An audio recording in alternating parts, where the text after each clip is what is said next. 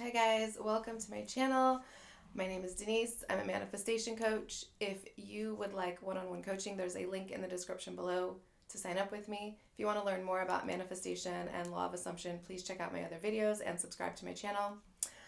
Sundays, I do Sunday service where I read Neville, and I'm currently reading The Power of Awareness, and we are on chapter 4, Desire. So I'm just going to jump on in.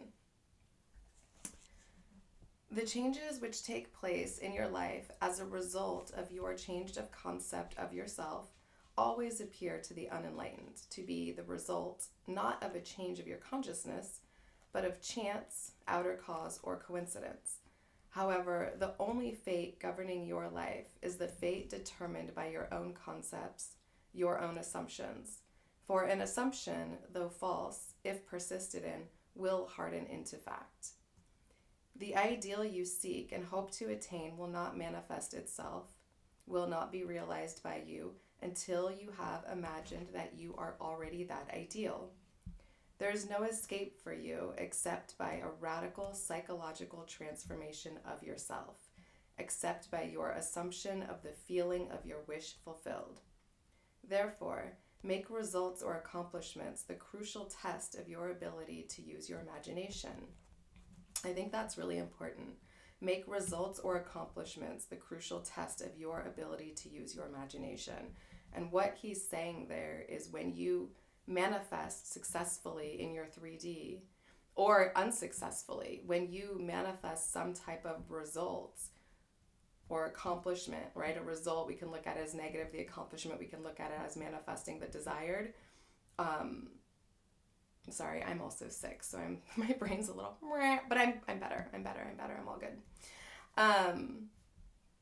Looking at it for what it is. In other words, I manifested that. I manifested that to the best of my ability to either imagine the wish fulfilled, or I manifested it off of my natural and dominant assumptions instead of this external thing that happened just by chance or just by coincidence, or putting too much emphasis on it coming to you from something outside of you, right? They finally changed their mind. They finally accepted me. They finally wanted me. They finally showed up.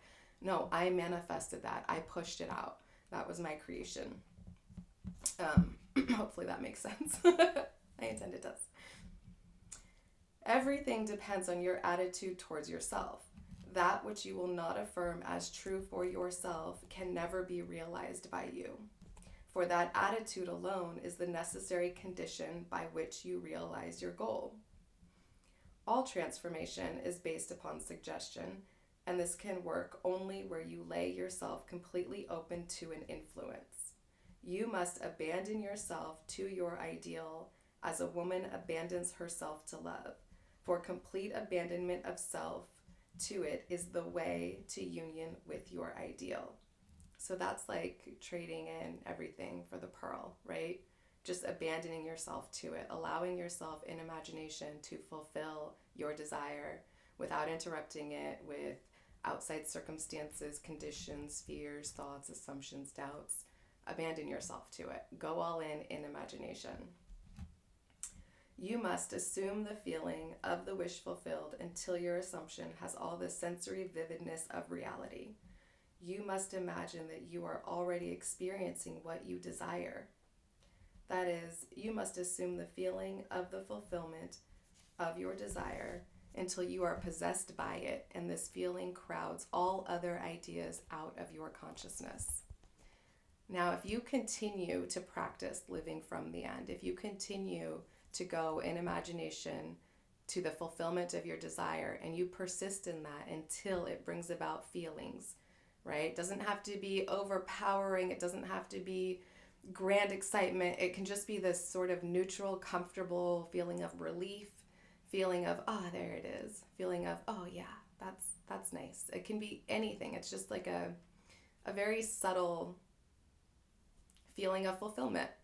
And as you persist in that, keep practicing it, that feeling will start pushing out your doubts. And I don't mean pushing out as in they'll be reflected back to you. I mean pushing them away.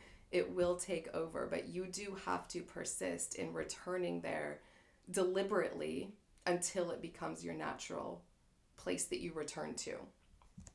So at first, a lot of people get discouraged because they may be able to attain that every now and then and every so often, but they continue to naturally return to the other state of consciousness, the state of lack. But as you persist in practicing and keep giving that to yourself, that fulfillment to yourself, it will become your natural state. It will become the place you return to when you take your hands off the wheel, so to speak. The man who is not prepared for the conscious plunge into the assumption of the wish fulfilled in the faith that it is the only way to the realization of his dreams is not yet ready to live consciously by the law of assumption. Although there is no doubt that he does live by the law of assumption unconsciously. But for you who accept this principle and are ready to live by consciously assuming that your wish is already fulfilled, the adventure of life begins. To reach a higher level of being, you must assume a higher concept of yourself. If you will not imagine yourself as other than what you are, then you remain as you are. For if ye believe not that I am he, ye shall die in your sins. John 8:24. If you do not believe that you are he, the person you want to be, then you remain as you are. Through the faithful, systematic cultivation of the feeling of the wish fulfilled, desire becomes the promise of its own fulfillment. The assumption of the feeling of the wish fulfilled makes the future dream a present fact. All right, there it is.